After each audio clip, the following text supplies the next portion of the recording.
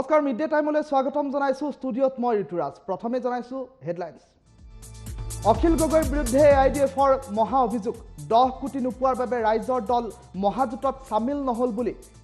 এক প্ৰকাৰ অভিযোগ উত্থাপন কৰিলে ঢিঙৰ বিধায়ক আমিনুল ইছলামে আৰু সমগ্ৰ অভিযোগ খণ্ডন কৰি অখিল গগৈয়ে ক'লে আমিনুল ইছলাম অদৰকাৰী সাম্প্ৰদায়িক মানুহ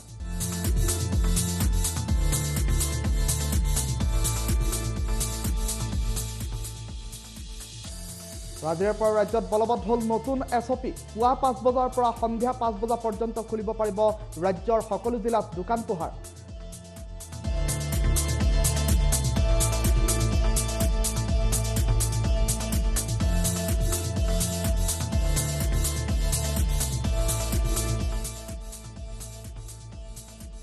আৰু হাত শিঙিমাৰীত প্ৰশাসনে চলাব উচ্ছেদৰ পূৰ্বে আৰক্ষীয়ে টানি চুচৰাই বাহিৰ কৰিলে বহু লোকক সাজু আছে বুলডোজাৰ যিকোনো মুহূৰ্তত আৰম্ভ হ'ব উচ্ছেদ অভিযান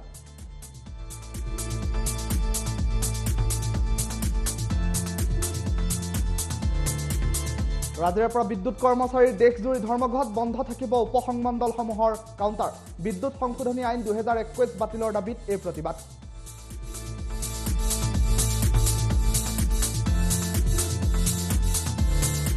দৰিদ্ৰ খাতি খোৱা লোকৰ বাবে ভাল খবৰ দেশৰ 1 কোটি জনতাই পাব বিনামূলীয়া ৰন্ধন গেছৰ চিলিণ্ডাৰ প্ৰধানমন্ত্ৰী নৰেন্দ্ৰ মোদীয়ে আজি মুকলি কৰিলে উজ্জ্বলা যোজনাৰ দ্বিতীয় পৰ্যায়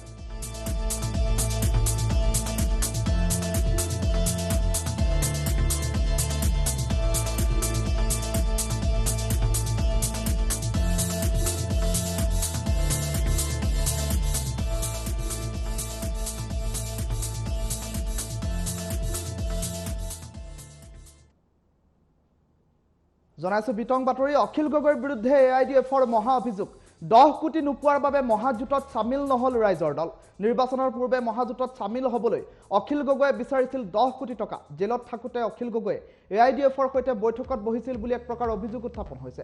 জিএমচিএছৰ পেইং কেবিনত থাকোতে বিজেপিৰ নেতৃত্ব লগ ধৰাৰ পাছতে সুৰ সলনি হ'ল অখিলৰ এনে ধৰণৰ কিছু অভিযোগ উত্থাপন কৰিলে ঢিঙৰ বিধায়ক আমিনুল ইছলামে নিৰ্বাচনত অখিল গগৈয়ে মহাজোঁটক দুই ধৰণে ক্ষতি কৰিছে বুলিও এক প্ৰকাৰ অভিযোগ উত্থাপন হৈছে আৰু অখিল গগৈ 10 কোটি দাবী কৰা নাছিল দল চলাবলৈহে বিচাৰিছিল বুলি এক প্ৰকাৰ মন্তব্য কৰাৰ পাছতে সম্প্ৰতি সমগ্ৰ বিষয়টোৰ সন্দৰ্ভত চৰ্চা আৰম্ভ হৈছে আৰু ভুল উপলব্ধি কৰি ৰাইজৰ দলক পুনৰ আহিবলৈ আহ্বান জনালে আমিনুল ইছলামে আৰু এই সমগ্ৰ ঘটনাক এতিয়া অখিল গগৈ নস্যাৎ কৰা পৰিলক্ষিত হৈছে আৰু এই ঘটনা সন্দৰ্ভত প্ৰতিক্ৰিয়া ব্যক্ত কৰি অখিল গগৈ ক'লে আমিনুল ইছলাম অদৰকাৰী সাম্প্ৰদায়িক মানুহ মন্তব্য আছে শুনাই লৈছো এটা আলোচনা হৈছিল আমাৰ মাজত যেতিয়া জেলৰ ভিতৰত তেখেতৰ লগত কেইবাদিনো আমি ৰাজনৈতিক সম্পৰ্কে আলোচনা কৰিছিলোঁ আৰু ময়ো তেখেতক পৰামৰ্শ দিছিলোঁ যে আপোনাৰ এটা ৰাজনৈতিক দল খুলিব লাগে আপোনাৰ ৰাজনৈতিক দল নথকাৰ কাৰণে আপুনি যেনেকৈ আন্দোলন কৰে অসমৰ বৃহত্তৰ স্বাৰ্থত বিভিন্ন সময়ত যি চৰকাৰে আহে আপোনাক গ্ৰেপ্তাৰ কৰে দীৰ্ঘদিনলৈকে ষড়যন্ত্ৰ কৰি জেলত বন্দী কৰি ৰাখে গতিকে এটা ৰাজনৈতিক দল হ'লে 2-4জন প্ৰতিনিধি হ'লে অন্তত আপোনাক এটা পলিটিকেল ছিকিউৰিটি এটা হ'লে হয় তেতিয়া এই কথাটো লৈ কেইবাদিনো আমাৰ বহুত দীৰ্ঘ আলোচনা হৈছিল আৰু সেই মুহূৰ্তত আমাৰ মহাজোঁট আনুষ্ঠানিকভাৱে গঠন হোৱা নাছিল যদিও মহাজোঁট গঠনৰ প্ৰক্ৰিয়াটো চলি আছিল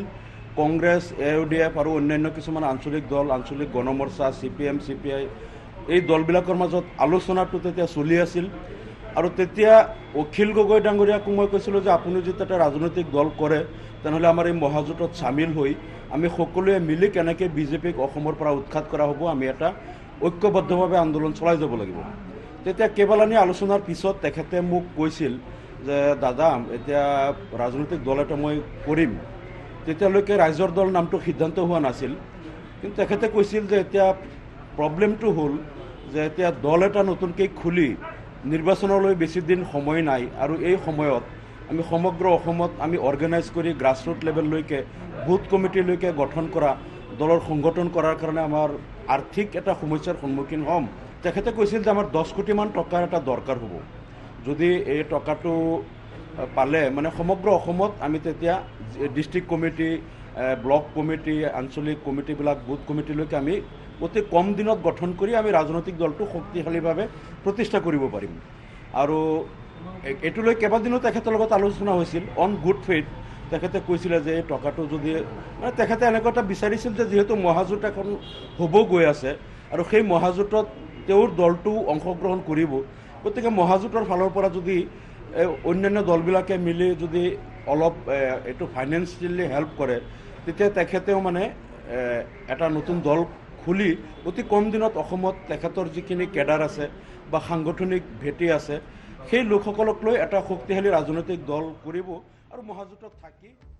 জনাইছোঁ আন এটা গুৰুত্বপূৰ্ণ খবৰ, ৰাইজৰ দলৰ সৈতে মিত্ৰতা বিচৰা নাই AIDF-এ। অখিল গগৈৰ স্থিতি ঠিক নাই বুলি মন্তব্য প্ৰকাশ কৰিলে চিৰাজউদ্দিন আজমলে আৰু অখিল গগৈৰ সৈতে মিত্ৰতা বিচৰা নাই বুলি মন্তব্য প্ৰকাশ কৰিলে চিৰাজউদ্দিন আজমলে। আৰু AIDF-ৰ পৰা অখিলে 10 কোটি বিচৰাৰ সন্দৰ্ভত কোনো মন্তব্য নকৰিলে চিৰাজউদ্দিন আজমলে। আমাৰ দলত ভাল মানুহ আছে, তেওঁ মোৰ শত্ৰু নহয়, কিন্তু ৰাইজৰ দলৰ সৈতে মিত্ৰতা নিবিচাৰোঁ বুলি মন্তব্য প্ৰকাশ কৰিলে চিৰাজউদ্দিন আজমলে।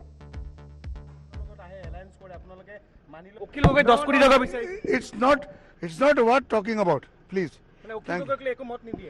No, কি মত দিম? এই মানুহ আতল বতল বকি থাকে। হেল্ল' কোনে কৈছে আপোনাক? আমিনুল ইছলামক সোধা না, এইটো মোৰ ছাবজেক্ট নহয়, মই নাজানো।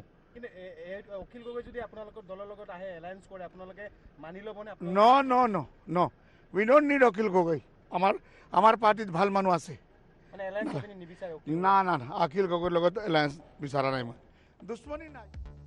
ইফালে AIDF-ৰ পৰা 10 কোটি বিচৰা সন্দৰ্ভত স্থিতি স্পষ্ট কৰিলে শিৱসাগৰৰ বিধায়ক অখিল গগৈ। আমিনুল ইছলাম এজন অদৰকাৰী সাম্প্ৰদায়িক মানুহ। আমি ৰাজহুৱা জীৱনত সদায় সততা আৰু ৰাইজৰ বাবে কাম কৰোঁ। আমিনুলৰ কথাৰ কোনো উত্তৰ দিব লাগিব বুলি মই নাভাবোঁ, এনেধৰণৰ কিছু মন্তব্য প্ৰকাশ কৰিলে অখিল গগৈ। আমিনুল ইছলামক প্ৰবঞ্চক বুলি মন্তব্য কৰিলে অখিল গগৈ। AIDF-ৰ সম্পূৰ্ণ এটা সাম্প্ৰদায়িক দল আৰু AIDF মহাজোঁটত থকালৈকে কেতিয়াও ৰাইজৰ দল মহাজোঁটত চামিল নহয় বুলি স্পষ্ট মন্তব্য কৰিলে অখিল গগৈ। উপনিৰ্বাচন সন্দৰ্ভতো প্ৰতিক্ৰিয়া ব্যক্ত কৰিলে অখিল গগৈ। উপনিৰ্বাচনত উজনি অসমত কংগ্ৰেছে অকলশৰীয়াকৈ নিৰ্বাচন খেলিলে বিজেপিক উপহাৰ দিয়া হ'ব বুলিও এক প্ৰকাৰ মন্তব্য কৰা হ'ল। আমিনুল ইছলামৰ কথা কৈছে, AIDF-ৰ এইটো ফাকলাণ্ডো। আপুনি যিজন মানুহৰ নাম কৈছে, এইজন মানুহৰ নাম কৈ মোক আচলতে প্ৰশ্ন সোধাটোৱে মই ভাবোঁ যে এটা মানে কি, যিকোনো ৰাজহুৱা জীৱনত সততাত থকা মানুহ এজনৰ কাৰণে অপমান। ফাকলাণ্ডো মানুহ, একদম মানে অদৰকাৰী এজন কমিউনেল মানুহ এজন। তেওঁ কিবা কৈছে নেকি মই নাজানো, যদি কৈছে তেতিয়াহ'লে মই ভাবোঁ। আৰু মই আপোনালোকক এটা কথা কওঁ দেই, আজিৰ দিনটোত অসমৰ ৰাজনীতিত যদি আপোনালোকে প্ৰশ্ন কৰে, তেতিয়াহ'লে মই গৰ্বৰে ক'ম যে অসমৰ ৰাজনীতিত থকা আটাইতকৈ সৎ মানুহজনে চাগে মই। গতিকে এনেকুৱা ধৰণৰ প্ৰশ্ন সুধিলেও মই বেয়া পাওঁ, আৰু এনেকুৱা ধৰণৰ কোনোবা কথা ক'লেও মই বেয়া পাওঁ। এইকাৰণে যে সেই মানুহবিলাক, যিবিলাক মানুহে এইবিলাক কথা কয়, সেইবিলাক মানুহৰ লগত আমাৰ তুলনা নহয় হে। আমি ৰাজহুৱা জীৱনত সদায় সততা আৰু ৰাইজৰ কাৰণে কাম কৰোঁ, কোনো কমিউনেল পাৰ্টিৰ কাৰণে কাম নকৰোঁ, কোনো কমিউনেল কথা নকওঁ, কেতিয়াও কোনো জাতি ধৰ্ম বিৰুদ্ধে কথা নকওঁ। গতিকে মই ভাবোঁ যে আমিনুল ইছলাম বুলি যিজন মানুহৰ নাম কৈছে, মই ভাবোঁ যে তেওঁ এজন আউট এজন সাম্প্ৰদায়িক মানুহ এজন, আৰু তেওঁৰ বিষয়ে মই কিবা কথা ক'ব লাগিব বুলি মই নাভাবোঁ। কিয় আচলতে ৰাজহুৱাকে এই অভিযোগটো আনিলে বুলি ক'ব আপুনি? সেইটোতো মই নাজানো, মই কিবা অভিযোগ আনিছে বুলিও নাজানো। মই এতিয়াহে গম পালোঁ যে আমিনুল ইছলাম নামৰ এজন MLA, যদি আমিনুল ইছলাম আপুনি যিজনৰ কথা কৈছে সেইজন হয়, তেতিয়াহ'লে মই আকৌ এবাৰ কওঁ যে তেওঁ এজন ফাকলাণ্ডো বুলি কয় যে গাঁৱলীয়া ভাষাত যদি আমি কওঁ, এজন ফ্ৰডৰ নিচিনা এজন মানুহ। তেনেকুৱা মানুহৰ কথাত মই কেতিয়াও গুৰুত্ব দিয়া নাছিলোঁ আৰু কেতিয়াও গুৰুত্ব নিদিওঁ। মই ভাবোঁ যে সেই প্ৰশ্নটো সোধাটোৱেই মোৰ নিচিনা ৰাজহুৱা কৰ্মীৰ কাৰণে, সততাৰে ৰাইজৰ কাৰণে কাম কৰা মানুহৰ কাৰণে মোৰ কাৰণে এটা অপমান। আৰু মই কেতিয়াও এনেকুৱা ধৰণৰ ফাকলাণ্ডো মানুহৰ প্ৰশ্নৰ উত্তৰ দিব নোৱাৰোঁ। উপনিৰ্বাচনত আপোনালোকে মহাজোঁটৰ লগত থাকিব, তাত UDF-টো আছেই, এই ক্ষেত্ৰত আপুনি কি ক'ব? নাই, UDF যেতিয়ালৈকে মহাজোঁটৰ পৰা আঁতৰি নাযায়, তেতিয়ালৈকে ৰাইজৰ দলে কেতিয়াও মহাজোঁটত অংশগ্ৰহণ নকৰে। আমাৰ কথাটো খুব স্পষ্ট যে AIUDF এটা সম্পূৰ্ণৰূপে সাম্প্ৰদায়িক দল। বিজেপি যেনেকৈ সাম্প্ৰদায়িক দল, ঠিক তেনেকুৱা এটা সাম্প্ৰদায়িক দল হ'ল AIUDF। আৰু সেইকাৰণে AIDF যদি থাকে, তেতিয়াহ'লে আমি তেনেকুৱা কোনো মহাজোঁটত, তেনেকুৱা কোনো এনেকুৱা ঐক্যবদ্ধ কোনো গ্ৰুপত আমি যুক্ত হ'ব নোৱাৰোঁ। AIDF-ক যেতিয়াই বিদায় দিব তেতিয়া আমি থাকিম, কিন্তু উপনিৰ্বাচনৰ ক্ষেত্ৰত যদি কংগ্ৰেছে AIDF-ক বিদায়ো নিদিয়ে তথাপি কংগ্ৰেছে যদি 1-to-1 আমাৰ লগত কথা পাতিব খোজে যে কংগ্ৰেছ দল আৰু আমাৰ মাজত বুজাবুজি হ'ব পাৰে কংগ্ৰেছ দল আৰু আমাৰ মাজত কথা পাতিব খোজে তেতিয়াহ'লে সমষ্টি ভিত্তিক আৰু নিৰ্দিষ্ট ইলেকশ্যন ভিত্তিক আমাৰ মাজত বুজা পৰা হ'ব পাৰে তাৰ বাহিৰে AIUDF-ক আমি সাম্প্ৰদায়িক দল বুলি ভাবোঁ আৰু AIDF যদি থাকে তেতিয়াহ'লে কেতিয়াও ৰাইজৰ দলে কেতিয়াও সেই ভোটত থাকিব নোৱাৰোঁ যদি ৰাইজৰ দল AIUDF-ৰ লগত যদি কংগ্ৰেছো থাকে তেতিয়া আপোনালোকে অকলীয়াকৈ প্ৰাৰ্থী আগবঢ়াব নেকি উপনিৰ্বাচনত ডেফিনেটলি যদি এতিয়াতো কথা বাৰ্তা চলি আছে নহয় আমি সকলো ৰাজনৈতিক দলৰ লগত কথা বাৰ্তা পাতি আছোঁ আৰু মই ভাবোঁ যে কংগ্ৰেছ দলে সেই ভুল নকৰিব যদি কংগ্ৰেছ দলে অকলশৰীয়াকৈ খেলিব খোজে তেতিয়াহ'লেতো নিশ্চিতভাৱে জয়ী হ'ব নোৱাৰে আজিৰ দিনটোত অসমৰ পৰিস্থিতি উজনি অসমৰ পৰিস্থিতি আপোনালোকে ভালকৈ বুজি পায় তো উজনি অসমত যদি আজিৰ দিনটোত কংগ্ৰেছ দলে অকলশৰীয়াকৈ নিৰ্বাচন খেলিব খোজে তেতিয়াহ'লে বিজেপিক সেই চিটকেইটা গিফ্ট দিয়াৰ নিচিনা হ'ব গতিকে আমি সকলোৱে লগ লাগি বিৰোধী শক্তিসমূহ ঐক্যবদ্ধ হৈ ইলেকশ্যন খেলিব লাগিব আপোনালোকে সকলোৱে জানে এই মুহূৰ্তত আমি যদি কংগ্ৰেছ আৰু ৰাইজৰ দল একলগ হওঁ কংগ্ৰেছ আৰু ৰাইজৰ দল যদি ঐক্যবদ্ধ হওঁ আৰু তাৰ লগত যদি বামপন্থী দলবিলাকো আৰু সৰু সৰু যিবিলাক আঞ্চলিক দল আছে তেওঁলোকেও যদি আমাক ছাপৰ্ট দিয়ে তেতিয়াহ'লে নিশ্চিতভাৱে উজনি অসমৰ আটাইকেইটা উপনিৰ্বাচনৰ আটাইকেইটা চিট আমি জিকিম এইটো আপোনালোকে নিশ্চিত হৈ থাকক কোনেও এইটো ক্ষেত্ৰত আমাক ৰখাব নোৱাৰে আমি ইলেকশ্যনত জিকাটো খাটা আজিৰ পৰা ৰাজ্যত বলবৎ হ'ল নতুন SOP ৰাজ্যত সলনি হ'ল কেইবাটাও নীতি নিয়ম 11 ঘণ্টা সান্ধ্য আইন থাকিব আৰু সন্ধিয়া 6 বজাৰ পৰা পুৱা 5 বজালৈ সান্ধ্য আইন থাকিব সকলো জিলাতে বিয়লি 5 বজালৈ দোকান খোলাৰ অনুমতি দিছে আৰু চৰকাৰী বেচৰকাৰী প্ৰতিষ্ঠানো বিয়লি 5 বজালৈ খুলিব পাৰিব ইফালে গাখীৰ ফল-মূল আৰু খাদ্য সামগ্ৰীৰ বিপণীও 5 বজালৈ খোলাৰ অনুমতি দিয়া হৈছে ৰেষ্টুৰাঁ আৰু ধাবাসমূহো 5 বজালৈ খোলাৰ অনুমতি দিছে প্ৰশাসনে ইফালে কোল্ড ষ্টৰেজ ৱেৰহাউচ আৰু শ্ব'ৰুমসমূহো 5 বজা পৰ্যন্ত খোলা ৰাখিব পাৰিব চৰকাৰী সকলো বিষয়া কৰ্মচাৰীয়ে ল'ব লাগিব কোভিডৰ ভেকচিন আৰু কমেও এটা ড'জ লোৱা কৰ্মচাৰী আহিব পাৰিব কাৰ্যালয়লৈ ব্যক্তিগত প্ৰতিষ্ঠানৰ ক্ষেত্ৰত নিজে ল'ব পাৰিব সিদ্ধান্ত বৰ্তমানৰ দৰে 15 আগষ্টলৈ বন্ধ থাকিব আন্তঃজিলা যাতায়াত ব্যৱস্থা বন্ধ থাকিব স্কুল কলেজ বিশ্ববিদ্যালয় অনলাইন যোগে পাঠদান অব্যাহত ৰাখিব পাৰিব অফলাইন ক্লাছ সম্পূৰ্ণৰূপে বন্ধ থাকিব শিক্ষক ফেকাল্টিও শিক্ষানুষ্ঠানত উপস্থিত থকাটো জৰুৰী নহয় অৱশ্যে কোভিড বা বান সাহায্যৰ কামত নিয়োজিত কৰিব পাৰিব প্ৰশাসনে এই সকল লোকক গৰ্ভৱতী আৰু 5 বছৰ তলৰ শিশু থকা কৰ্মচাৰীয়ে ঘৰৰ পৰাই কৰিব পাৰিব কাম ইফালে যান বাহনক লৈও দিয়া হৈছে কঠোৰ কেইবাটাও নীতি নিৰ্দেশনা দুচকীয়া বাহনত কেৱল এজনহে যাত্ৰা কৰিব পাৰিব অৱশ্যে মহিলা আৰু শিশুৱে বাইক স্কুটিত যাত্ৰাৰ অনুমতি দিয়া হৈছে দুজন লোক যাত্ৰা কৰিব নোৱাৰিব বাইক স্কুটি আৰু মহিলা আৰু শিশু যদিহে যায় তেনেহ'লে দুজন যাব পাৰিব ৰিক্সা আৰু চাইকেল ৰিক্সাৰ সমান্তৰালকৈ অটো ৰিক্সাটো দুজন যাত্ৰীহে যাব পাৰিব বুলি ইতিমধ্যে উল্লেখ কৰা হৈছে বাছ যাত্ৰী অথবা যাত্ৰীবাহী বাহনসমূহত 50% যাত্ৰীয়ে চলাচলৰ অনুমতি দিয়া হৈছে ৰাজহুৱা স্থানত মাস্ক পৰিধান কৰাটো বাধ্যতামূলক আৰু ইফালে সাপ্তাহিক বজাৰ সম্পূৰ্ণৰূপে বন্ধ হৈ থাকিব শেষকৃত্য অনুষ্ঠানত কেৱল 10 জন লোকৰহে অনুমতি দিয়া হৈছে ধৰ্মীয় স্থলসমূহ ভক্তৰ বাবে সম্পূৰ্ণৰূপে বন্ধ হৈ থাকিব বিবাহ বা অন্যান্য সামূহিক অনুষ্ঠানত 10 জন লোকৰ অনুমতি আৰু ৰাজহুৱা স্থানত মাস্ক পৰিধান কৰাটো বাধ্যতামূলক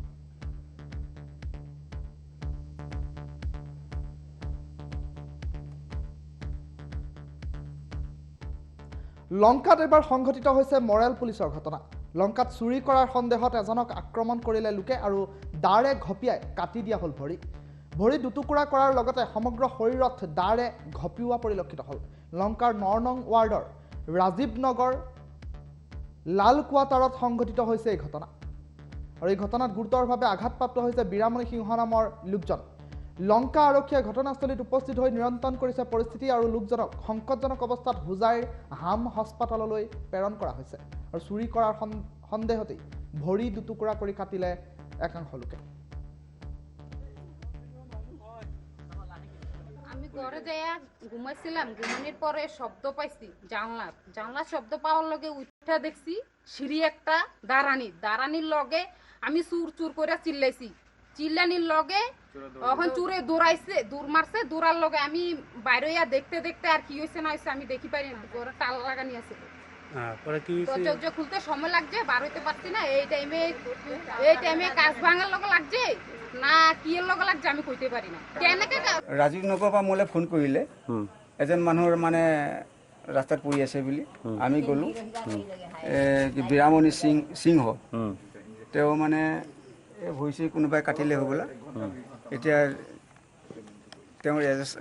হেৰি এজেহাৰ দিব তাৰপিছত পৰৱৰ্তী কোনে মাৰিছে সেইটো তদন্তত ওলাব মানুহজনৰ ভৰি টুকুৰা কৰি দিলে কাটি পেলাই টুকুৰা কাৰণে দাঢ়ি কাটিছে ৰাতি 11:50 মানত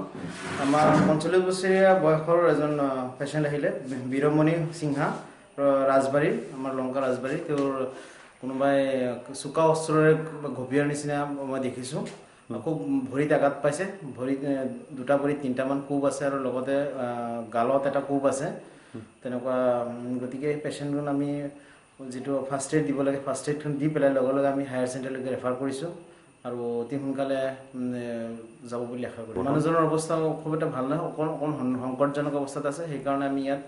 খালি প্ৰাথমিক চিকিৎসাটো দি পেলাই আমি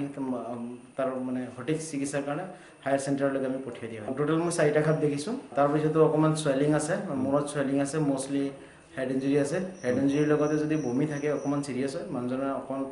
নজিয়া আৰু মিটিঙো দেখিছোঁ চ' সেইটো হেড ইঞ্জুৰিৰ সম্ভাৱনাটো আমি জনাইছো আন এটা গুৰুত্বপূৰ্ণ খবৰ হাতশিঙিমাৰীত এবাৰ প্ৰশাসনে চলাব উচ্ছেদ অভিযান আৰু উচ্ছেদৰ পূৰ্বে আৰক্ষীয়ে টানি চুচুৰাই বাহিৰ কৰিছে বহু লোকক সাজু কৰা হৈছে বুলডোজাৰ যিকোনো মুহূৰ্ততেই আৰম্ভ হ'ব উচ্ছেদ অভিযান হাতশিঙিমাৰীত প্ৰশাসনে চলাব উচ্ছেদ অভিযান আৰু তাৰ মাজতে উচ্ছেদৰ পূৰ্বে আৰক্ষীয়ে টানি চুচুৰাই বাহিৰ কৰিছে বহু লোকক উচ্ছেদত বাধা দিয়া লোকৰ ওপৰত কঠোৰ হৈ পৰিছে অসম আৰক্ষী ইতিমধ্যে বুলডোজাৰ পৰ্যন্ত সাজু কৰি তোলা হৈছে আৰু তাৰ মাজতে যিসকলে বাধা দিছে প্ৰশাসনৰ এই কাৰ্যক সেই সকল লোকক টানি চুচুৰাই বাহিৰ কৰা পৰিলক্ষিত হৈছে এই দৃশ্যাংশ দেখুৱাইছে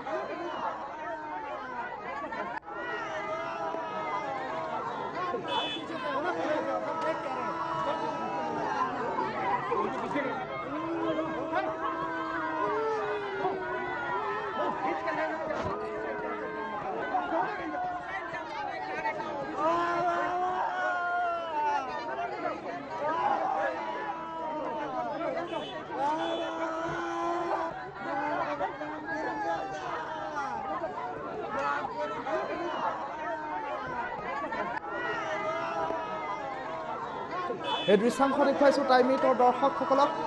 উচ্ছেদ অভিযান চলাব প্ৰশাসনে এই অঞ্চলটোত আৰু এই অঞ্চলটোত উচ্ছেদ অভিযান চলাবলৈ যোৱাৰ সময়ছোৱাতে একাংশ লোকে বাধা আৰোপ কৰিছে আৰু তাৰ মাজতে বাধা আৰোপ কৰা লোকসকলৰ ওপৰত কঠোৰ হৈ পৰিছে অসম আৰক্ষীয়ে এতিয়া পুৰুষ মহিলা উভয়কে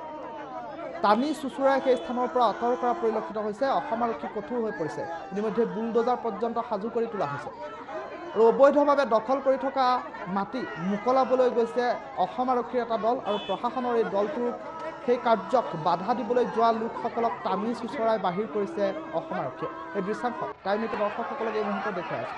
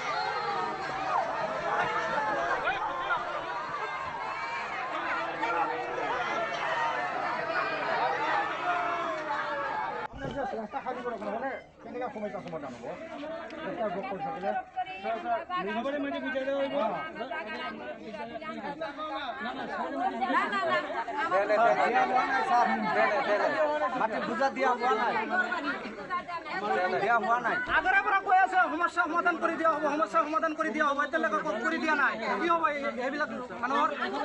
কি হ'ব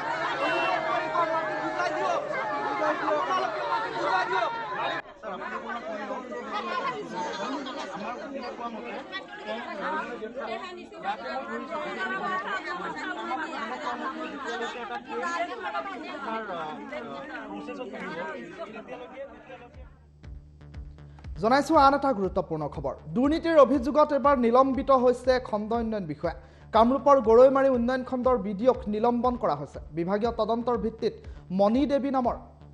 বিডিঅ' গৰাকীক কৰা হৈছে নিলম্বন গৰৈমাৰী উন্নয়ন খণ্ডত সংঘটিত হৈ আহিছিল ব্যাপক অনিয়ম আৰু তাৰ পাছতেই বিডিঅ' গৰাকীক দুৰ্নীতিৰ অভিযোগতেই কৰা হৈছে নিলম্বন কামৰূপৰ গৰৈমাৰী উন্নয়ন খণ্ডৰ বিডিঅ'ক নিলম্বন কৰা হৈছে আৰু তাৰ পাছতেই বিভাগীয় তদন্তৰ ভিত্তিত মণি দেৱী নামৰ বিডিঅ' গৰাকীক কৰা হৈছে নিলম্বন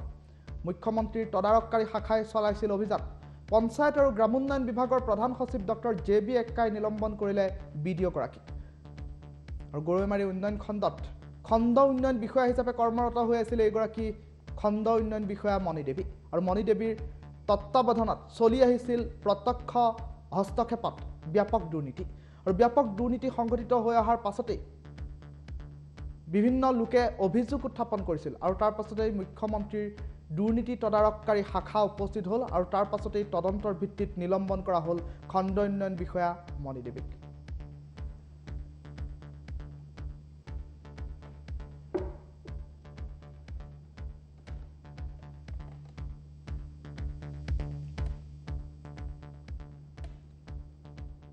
পেট্ৰল পাম্পত এতিয়াৰ পৰা তেল ভৰাওঁতে আপুনি সাৱধান হওক কিয়নো তেল ভৰাওঁতে গ্ৰাহকক ৰামঠগন দি আহিছে একাংশ পেট্ৰল পাম্পে অসম মেঘালয় সীমান্তৱৰ্তী পাৰফেক্ট ফিউলিং চেণ্টাৰত গ্ৰাহকক ৰামঠগন দি অহা হৈছে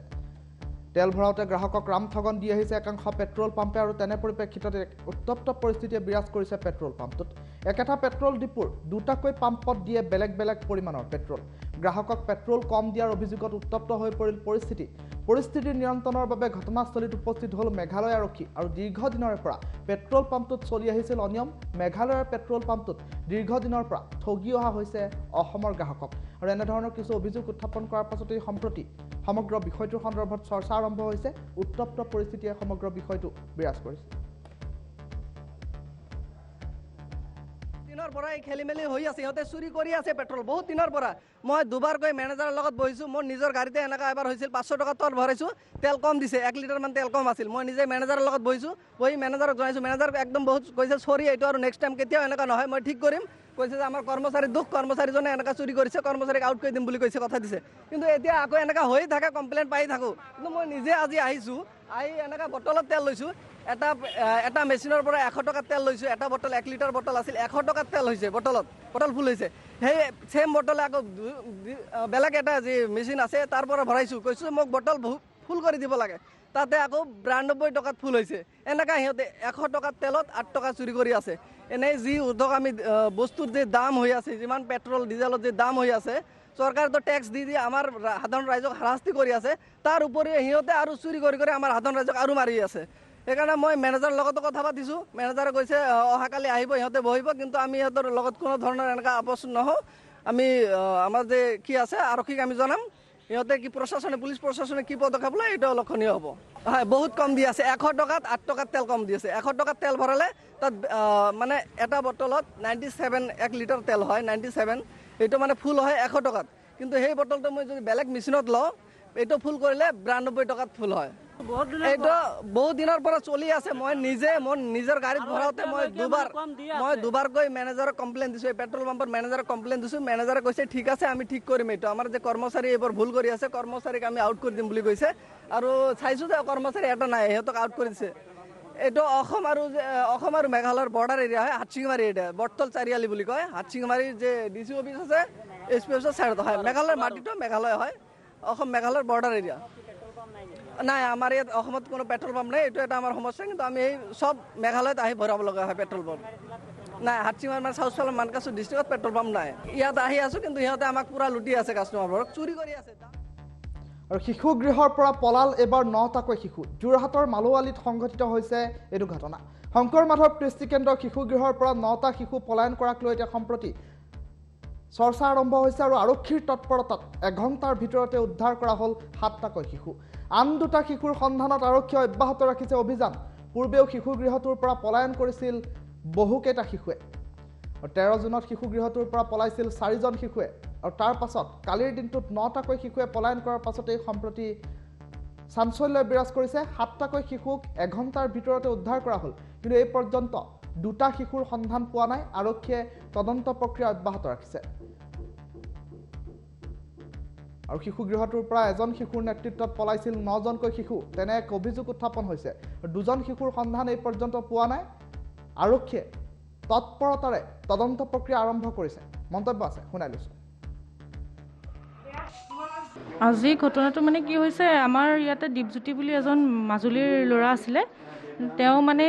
আগৰ পৰা অলপ মাজুলী CWCৰ পৰা ইয়াত আহিছে তেওঁ মানে কি আগতে অলপ তেওঁ অহা 15 দিনমান হৈছে তেওঁ প্ৰথমতে ভালেই আছিলে মানে আমি একো তেওঁৰ বেয়া একো দেখা নাছিলোঁ কিন্তু এই কালি ৰাতি তেওঁ মানে ঘপককৈ ল'ৰাখিনিক মানে বহুত কৰিলে যে মই তহঁতক ইয়াৰ পৰা উলিয়াই নিম তহঁতৰ দায়িত্ব মোৰ আৰু যি টি কৈ আছে ৱালত মূৰ মাৰিছে ৱালত হাত মাৰিছে আৰু এই আমাৰ চেয়াৰ দেখুৱাই কৈছে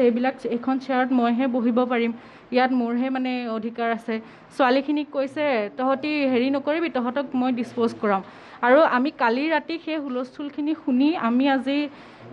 তাৰ বিষয়ে তাৰ এগেইনষ্টত মানে আমি কৰিছিলোঁ কমপ্লেইন কৰিছোঁ FIR দিছোঁ কিন্তু আৰু ইফালে বৰপেটাত সম্পূৰ্ণৰূপে নিষিদ্ধ হ'ল প্লাষ্টিকৰ বেগ অথবা পলিথিন আজিৰ পৰা বৰপেটা প্ৰশাসনে বলবৎ কৰিছে নিষেধাজ্ঞা কোনেও ব্যৱহাৰ কৰিব নোৱাৰিব একক ব্যৱহাৰযোগ্য প্লাষ্টিক বেগ সকলোকে কাপোৰ আৰু মৰাপাটৰ মোনা ব্যৱহাৰ কৰাৰ আহ্বান জনাইছে প্ৰশাসনে আজিৰ পৰা বৰপেটা প্ৰশাসনে বলবৎ কৰিছে নিষেধাজ্ঞা প্লাষ্টিকৰ বেগ অথবা একক ব্যৱহাৰ্য পলিথিনৰ ক্ষেত্ৰত গুৰুত্বপূৰ্ণ পদক্ষেপ গ্ৰহণ কৰা হৈছে আৰু শেহতীয়াকৈ হোৱা পৰিৱেশ প্ৰদূষণৰ বাবে এনেধৰণৰ গুৰুত্বপূৰ্ণ সিদ্ধান্ত গ্ৰহণ কৰা হৈছে তাৰ পৰিৱৰ্তে সকলোকে কাপোৰ আৰু মৰাপাটৰ মোনা ব্যৱহাৰ কৰাৰ আহ্বান জনাইছে প্ৰশাসনে আৰু এই আইন যদি অমান্য কৰে তেনেহলে কঠোৰতকৈ কঠোৰ ব্যৱস্থা ল'ব বুলি ইতিমধ্যে প্ৰশাসনে সকিয়নি দিছে আৰু দোকানসমূহত কাগজৰ মোনা ব্যৱহাৰ কৰাৰ জৰুৰী নিৰ্দেশনা প্ৰকাশ কৰা হৈছে বৰপেটাত সম্পূৰ্ণৰূপে নিষিদ্ধ কৰি দিয়া হৈছে একক ব্যৱহাৰ্য প্লাষ্টিকৰ ব্যৱহাৰ আৰু নিষিদ্ধ হ'ল প্লাষ্টিকৰ বেগ অথবা পলিথিন তাৰ পৰিৱৰ্তে কাপোৰৰ মোনা অথবা মৰাপাটৰ মোনা ব্যৱহাৰ কৰিবলৈ দিয়া হৈছে আৰু সমান্তৰালকৈ দোকান পোহাৰসমূহত ব্যৱহৃত হোৱা পলিথিনসমূহৰ পৰিৱৰ্তে এতিয়া কাগজৰ পলিথিন অৰ্থাৎ কাগজৰ মোনা ব্যৱহাৰ কৰাৰ কথা উল্লেখ কৰা হৈছে প্ৰশাসনে এই কঠোৰ নিষেধাজ্ঞা দিছে আৰু যদিহে এই নীতি নিয়ম কোনোৱে নামানে সেই সকল লোকৰ বিৰুদ্ধে কঠোৰতকৈ কঠোৰ ব্যৱস্থা প্ৰশাসনে গ্ৰহণ কৰিব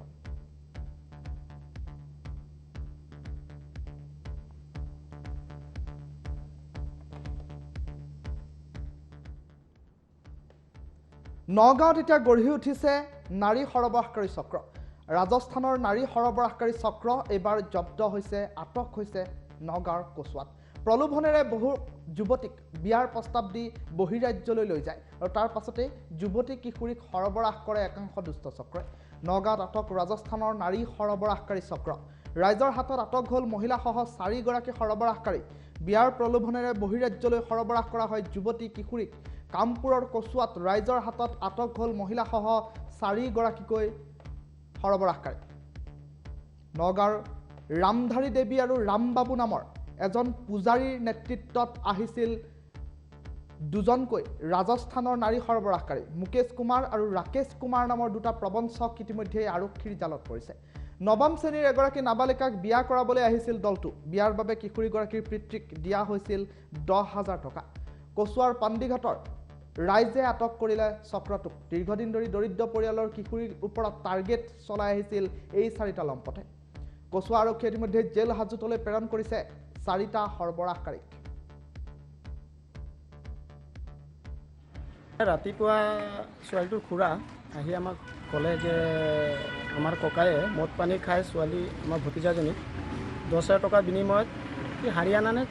কি কৈছিলে হায়দৰাবাদ দি আছে ৰাজস্থান। তেতিয়া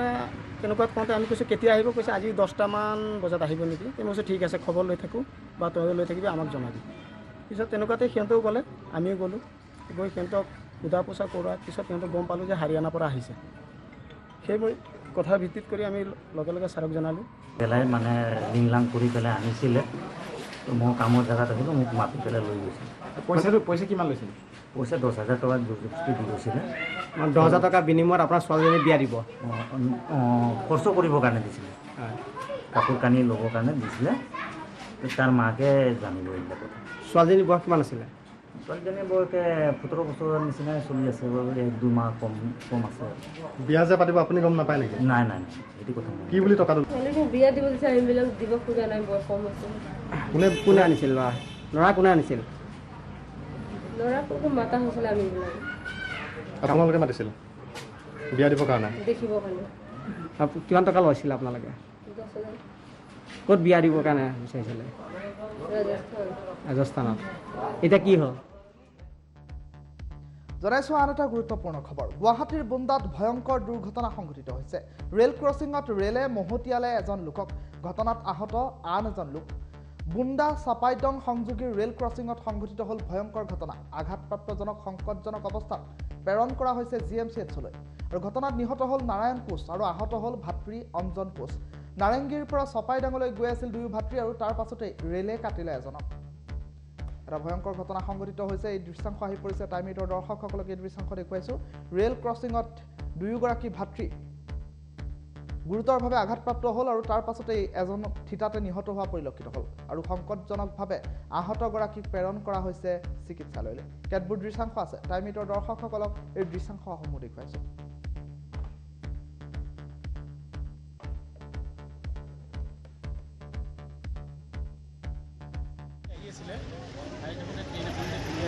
এজন স্পট ডে সম্ভৱ 2জন ভাই ককাইক বুলি শুনিছোঁ। এই লিগা পাহাৰৰ ওপৰত থাকে বুন্দা চপাইদং পথ, এইটো লেভেল ক্ৰছিংটো বুজিছেনে? এই ৰাস্তাটোদি 20,000 মানুহ এইটো ৰাস্তাতে অহা যোৱা। আমি দেখাই পাইছে কেনেধৰণৰ গাড়ী, বাইক, দুচকীয়া বাহন, স্কুলৰ ছাত্ৰ ছাত্ৰী এই ৰাস্তাতে আহে। কিন্তু আজি পৰ্যন্ত এই লেভেল ক্ৰছিংটো দিয়া নাই। কি কাৰণে এই লেভেল ক্ৰছিং দিয়া নাই বুজি। দুখন ক্ৰছিং আছিলে, হয়। ক্ৰছিং হওঁতে কি হ'ল, এখন পাৰ হৈ গ'ল, তাৰপিছত আৰু এখন আহি আছিলে, এখন দেখা নাপালে। এওঁলোকে দুখন যোৱাৰ কাৰণে ইখনক দেখা নাপালে, তেতিয়া ক্ৰছ কৰোঁতে তেতিয়া এওঁলোকৰ এক্সিডেণ্টটো হ'ল। ৰাইজে বহুত আগৰ পৰা এইবোৰ যিমান যোগাৰ হেৰি কৰি আছিলে, এওঁলোকে সেইবোৰ আজিলৈকে কোনো গুৰুত্ব দিয়া নাই। যদি এইটো গেট গুৰুত্ব দি অলপ গেটৰ কিবা ব্যৱস্থা কৰিলেহেঁতেন আজি এইবোৰ নহ'লহেঁতেন।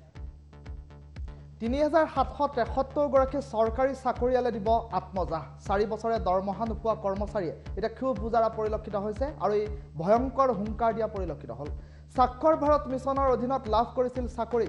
2009 চনত আৰম্ভ হৈছিল স্বাক্ষৰ ভাৰত অভিযান আৰু এই আঁচনিয়ে সামৰি লৈছিল অসমৰ 12খন জিলা। হঠাতে বন্ধ হৈ পৰিছিল এই অভিযানৰ কাম কাজ। 2017 চনৰ পৰা দৰমহা পোৱা নাই এইসকল কৰ্মচাৰীয়ে। হাইলাকান্দিত সংবাদমেল সম্বোধন কৰি কৰ্মচাৰীয়ে দিলে আত্মজাহৰ হুংকাৰ। 2009 চনতে আৰম্ভ হৈছিল স্বাক্ষৰ ভাৰতৰ অভিযান আৰু তেনে পৰিপ্ৰেক্ষিতত এতিয়া দৰমহা নোপোৱা 3,773গৰাকী চৰকাৰী চাকৰিয়ালে আত্মজাহ দিয়াৰ হুংকাৰ দিছে। হঠাতে বন্ধ হৈ পৰিছিল অভিযানটোৰ কাম কাজ আৰু তেনে পৰিপ্ৰেক্ষিতত কাম কাজ বন্ধ হোৱাৰ পাছতে দৰমহাও পোৱা নাই এইসকল লোকে। তেনে পৰিপ্ৰেক্ষিতত অন্য কামত নিয়োগ কৰক বুলি দাবী উত্থাপন কৰি সংবাদমেল সম্বোধন কৰিলে এইসকল লোকে আৰু তাৰ সমান্তৰালকৈ 3,773গৰাকী চাকৰিয়ালে আত্মজাহ দিয়াৰ হুংকাৰ দিছে। মন্তব্য আছে। আলোচনা হয়েছে আমরা স্বাক্ষর ভারত মিশন করি। আমরা 2009 সালে টিকাভিত্তিক নিযুক্তি দেওয়া হয় আসাম বেশি আসামটা 12টা ডিস্ট্রিক্ট কোন বিভাগ থেকে স্বাক্ষর ভারত মিশনও অ্যাডাল্ট লিডার আছে অ্যাডাল্ট এডুকেশন সেটার উপর আমরা নিযুক্তি দেওয়া হয়। 2009 সালে যখন প্রজেক্টটা শুরু হয় আসামে 12টা ডিস্ট্রিক্ট শুরু হয়। এরপরে 2012 থেকে 2009 থেকে আমরা 2017 পর্যন্ত কন্টিনিউ কাজ করে আইছি এবং 17 পর্যন্ত আমরা স্যালারিও আমরা পাই আইছি। কিন্তু 17 থেকে 18 আর 8 বছর আমরা কাজ করছি, কিন্তু এই বছর আমরা কোনো স্যালারি পাইছি না। আমরা কথা হলো এটা যে আজকে আমরা কাজ করা সত্ত্বেও অথবা আমরা স্যালারি কথা আমরা পাবো, আমরা যা আমরা রাইট এটা আমরা ওদিকে এটা আমরা পাইতাম। সেকেন্ড কথা হইল আজকে আসাম গভর্নমেন্টে আজকে সবসময় দেখা যায় সরকার হতে পারে আমরা কয়েকদিন যদিও আমরা এখন একত্রিত হইতে পারছি না আমরা জমি মিটিংয়ের মধ্যে আমরা আলোচনা হয়েছে আসাম ভিত্তিক আমরা ডিসিশন লইছি যদি উইথিন জনাইছো আন এটা গুৰুত্বপূৰ্ণ খবৰ দেশজুৰি বিদ্যুৎ বিভাগৰ কৰ্মচাৰীৰ ধৰ্মঘট পুৱা 6 বজাৰ পৰা 11 আগষ্টৰ পুৱা 6 বজালৈ সাব্যস্ত কৰিব প্ৰতিবাদ কৰ্মৰ পৰা বিৰত থাকিব দেশৰ লাখ লাখ বিদ্যুৎ বিভাগৰ কৰ্মচাৰী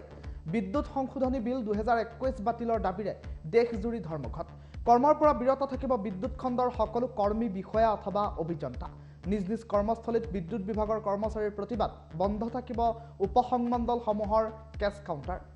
জৰুৰী পৰিস্থিতি উদ্ভৱ হলে সংশ্লিষ্ট মাণ্ডলিক সমিতিসমূহে বিবেচনা কৰিব আৰু ৰাজ্যটো শক্তি বিভাগৰ কৰ্মচাৰীৰ ব্যাপক প্ৰতিবাদ বিজুলী ভৱনত পুৱা 9 বজাৰ পৰাই প্ৰতিবাদ সাব্যস্ত কৰিছে বিষয়া কৰ্মচাৰীসকলে বৃহত্তৰ গুৱাহাটীৰ বিদ্যুৎ কৰ্মীৰ বিষয়া অভিযন্তাৰ প্ৰতিবাদৰ পাছতে গুৱাহাটী মহানগৰীত এতিয়া বিদ্যুৎৰ নাটনিৰ হয়তো সম্ভাৱনা প্ৰকট হৈ উঠা পৰিলক্ষিত হৈছে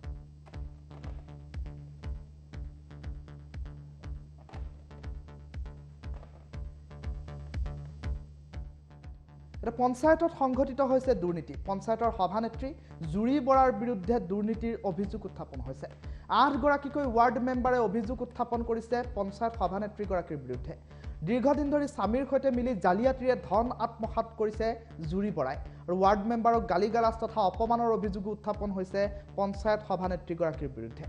পূৰ্বতেও জুৰি বৰাৰ বিৰুদ্ধে অনাস্থাৰ প্ৰস্তাৱ বনা হৈছিল লিখিত প্ৰতিশ্ৰুতি দিছিল যদিও পুনৰ দুৰ্নীতিত নামিল জুৰি বৰা বোকাখাট সমষ্টিৰ পশ্চিম কাজিৰঙাৰ গাঁও পঞ্চায়তত সংঘটিত হৈছে এই ঘটনা আৰু তাৰ পাছতে জুৰি বৰাৰ বিৰুদ্ধে অনাস্থা প্ৰস্তাৱ আনিছে এতিয়া বহু ৱাৰ্ড মেম্বাৰে পঞ্চায়ত সভানেত্ৰী জুৰি বৰাৰ বিৰুদ্ধে দুৰ্নীতিৰ অভিযোগ উত্থাপন হৈছে স্বামীৰ সৈতে লগ লাগি দুৰ্নীতি কৰাৰ অভিযোগ উত্থাপন হৈছে আৰু তেনে পৰিপ্ৰেক্ষিতত 8 গৰাকীকৈ ৱাৰ্ড মেম্বাৰে অভিযোগ উত্থাপন কৰিছে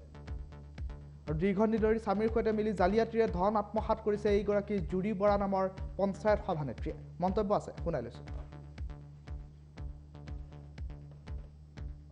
আজি পশ্চিম কাজিৰঙা গ্ৰাম পঞ্চায়তৰ সদস্য অমিত চাতি হৈ মই এই গোটেই মেম্বাৰ মিলি 8টা মেম্বাৰে আমি অনাস্থা আনিছোঁ কিহৰ কাৰণে আনিছোঁ এইটো আপোনালোকক কৈ দিছোঁ আজি যোৱা 2টা বছৰত যেতিয়াৰ পৰা আমি হেৰি কাৰ্যকাল ধৰি সোমাইছিলোঁ তেতিয়াৰ পৰা দুৰ্নীতি কৰি আমাৰ প্ৰেচিডেণ্ট জুৰি বৰাই পঞ্চায়তখন ধ্বংস কৰি পেলালে আৰু আমাৰ মেম্বাৰখিনি অৱগত কৰি থাকে আৰু ইয়াৰ লগে লগে মিড ডে টাইমৰ পৰা মই ঋতুৰাজে বিদায় লৈছোঁ চাই থাকিব টাইম ইট